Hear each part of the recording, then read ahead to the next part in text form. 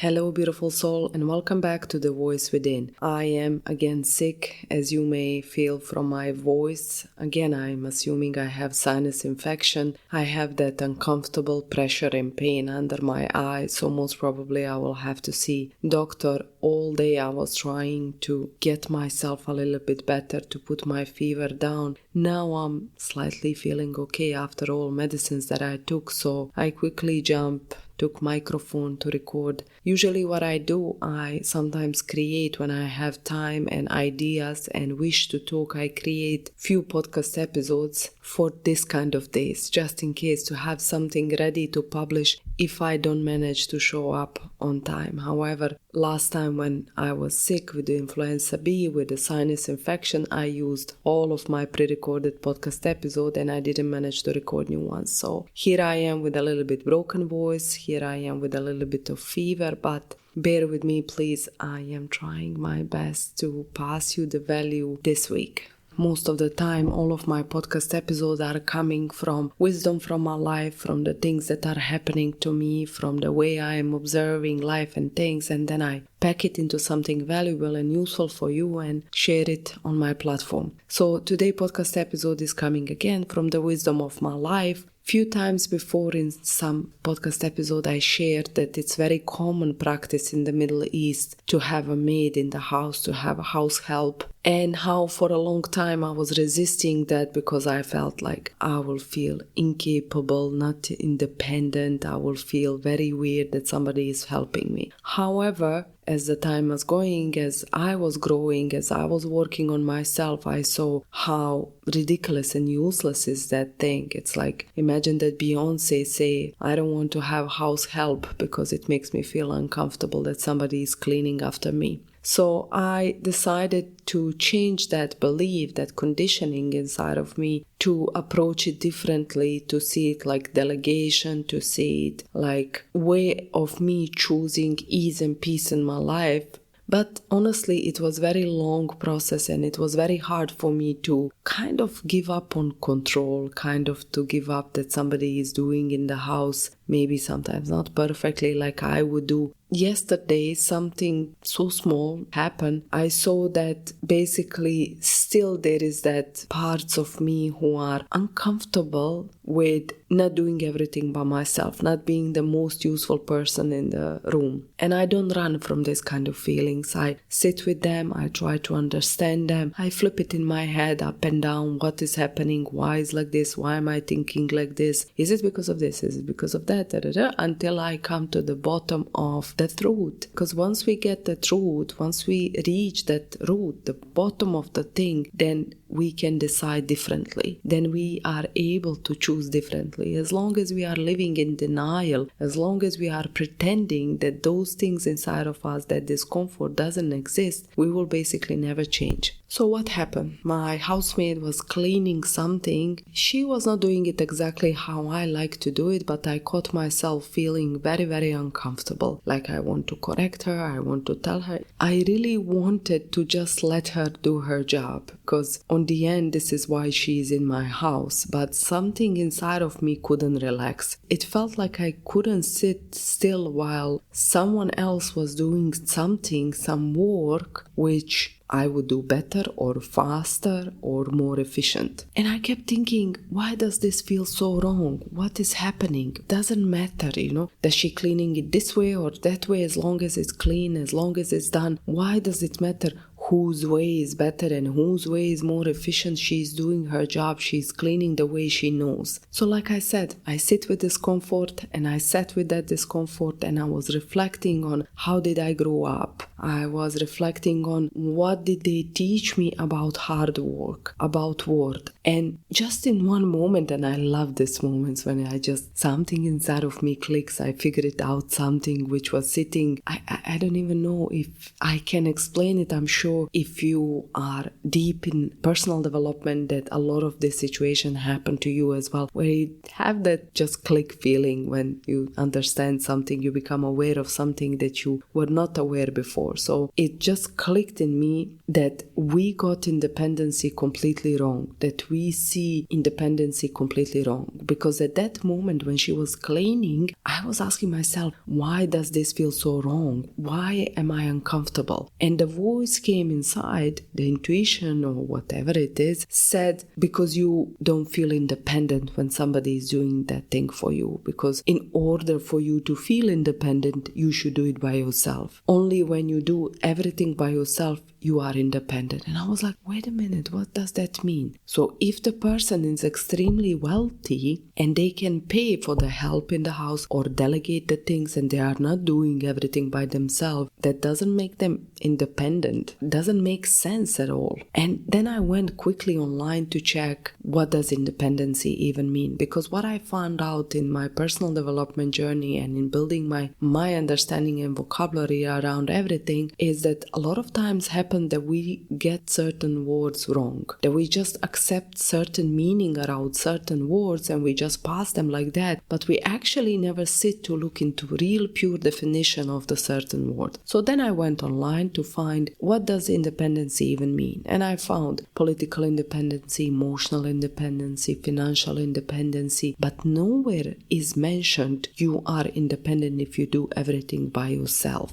And then I'm thinking, where does this coming from? Why I have idea that being independent means you are capable, you are doing everything by yourself. And honestly, if you think about it, in most places, independency was taught as doing everything by yourself. Be able to cook, be able to clean, be able to earn, be able to survive. Don't need anyone, do everything by yourself. This is what they teach us about independency. Just when you are able to do everything literally by yourself, without anybody's help, then you are independent, which realistically it's not possible. If you take somebody who is building huge multimillionaire business, they cannot do everything by themselves. They have to have whole team of people who are helping them, people who are working for that person to be able to create that much wealth. It sounds very empowering to say you are able to do everything by yourself, but what it really did to us from the early childhood, from the imprint that came from our environment, from our parents, from society, is basically preparing us for loneliness. And I remember so vividly, my parents always used to tell me, don't depend on anybody, do it by yourself, learn to do things alone. And at that time, that sounded like wisdom. But looking back now on their words, it was not teaching me independency. It was basically teaching me isolation, as if they were preparing me for the hard life, not dignified life, not the life where I'm making the choices to create ease in my life. It's like they were preparing me that for the rest of my life I will be alone and it will be hard and I have to be completely ready to do everything, literally everything by myself. I don't know is this case with your parents, with my parents it is, but this is how I saw word independency. I want to highlight that in this podcast episode, this is my opinion, this is how I see the things. Take it if you agree with it, if it resonates with you. If you don't, just skip it. No hard feelings. This is just how I observe the things and this is how I see the life around me. So saying that, I went online and I checked all definitions of independency. Where does it coming from? How does it coming from? And I got my own idea of everything. So historically, women were raised for obedience to a man, to religion, to community. And then feminism came. And yes, it gives us rights, it gives us ability to get educated, to work. But if you think about it, it really didn't free us emotionally. It feels like we just swapped who do we obey. Before in history we obeyed the man, now we are obeying productivity. Now it's be strong woman, do it all, handle everything, don't need help, don't delegate, be perfect mother, wife, sister, career woman,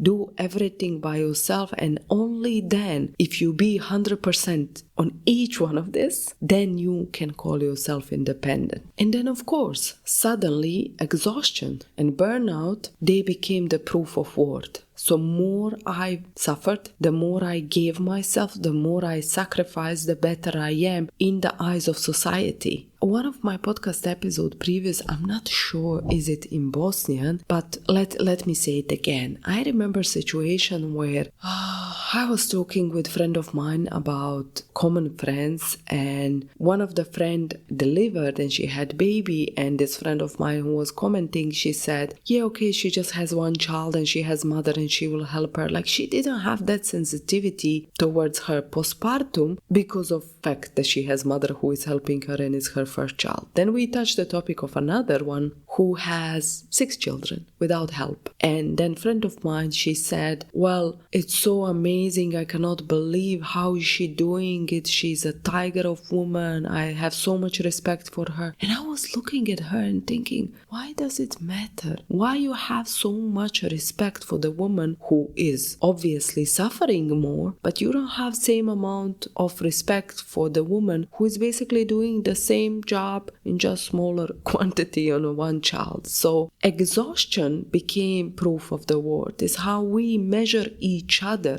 It's how we're looking at each other. So if your life was easy, if you got the things easier, or if you have ability to create ease in your life, then you don't have right to speak. You don't have right to talk. You don't have right to say you are independent in any way because you are not doing it by yourself. You didn't suffer enough.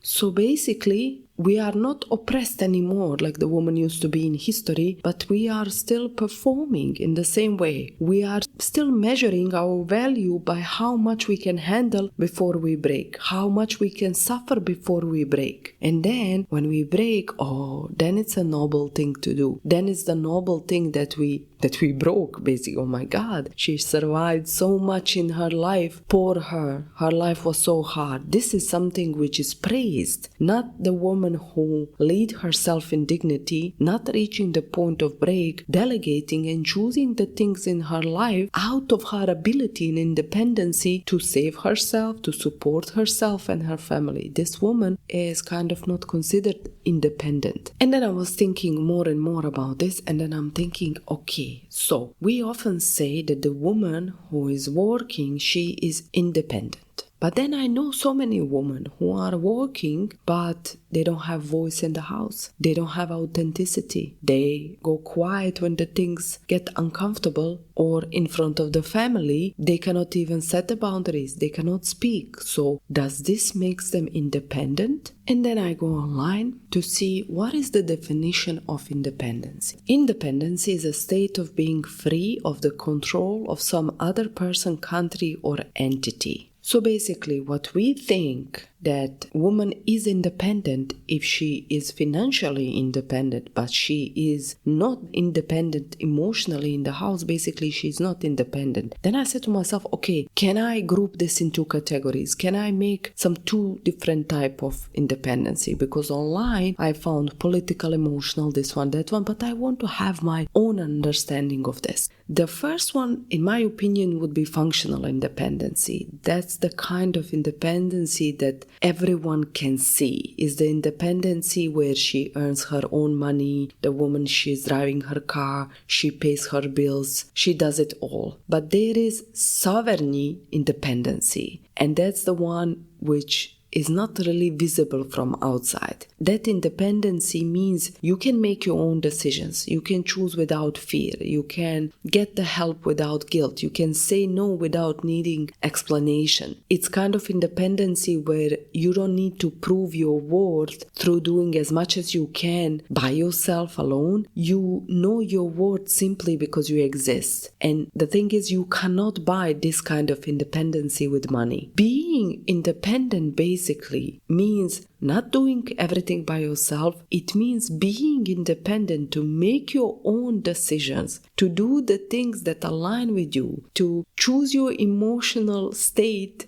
without being afraid how that will affect other people, to be able to set boundaries. So independency, in my opinion, is more about dignity. It's more about identity, state of being, rather than physically doing something which proves to people that you are capable of doing it by yourself. Independency, for me now, after all of this research that I did, is who has power or who has maturity and awareness to choose, to make decisions, to move in life authentically, in dignity. So, moment with my housemate, the discomfort I felt, like I said, it wasn't about her or the way she's cleaning, it was about me. It was about old programming. If you don't do it yourself, you are lazy. If you let someone serve you, you are weak. You are not worthy. If you relax even a little bit, you will lose control. And when I saw all of this, the guilt disappeared, the shame disappeared, the need to don't be lazy and to do everything by myself disappeared. So maybe it's time we redefine what does it mean to be independent. It's not being untouchable, it's not being alone, it's not working yourself to the burnout, it's leading yourself emotionally, mentally, financially, energetically, in every possible way. Being completely authentic with your needs, with your nature, with your wishes, with your boundaries, with everything of what makes you you. So whatever is your life circumstances, are you working, not working, are you doing everything by yourself or you are not doing everything by yourself? I think that this podcast episode is really valuable for you to sit a little bit and review where in your life you are still not independent, or to basically realize that maybe you are completely independent in your life but you never look at it in this way. You can be self-led, dignified, deeply independent, even when you are not doing everything by yourself. You can be all of that only when you start changing how you see the things, when you expand your awareness and accept some different, a little bit different view on life. That's all for this sick Saturday. It's Saturday when I'm recording this. It's 6:45 p.m. at night. I need to go take my son for a shower. I need to give him dinner, and I am so sick. But I hope that I managed to pass you some wisdom in this episode, even with this pain in my sinuses.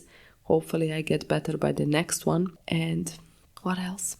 I wish you a beautiful day, and I hope you have a lovely one and you enjoy this podcast episode. And that's it. See you next week. Bye.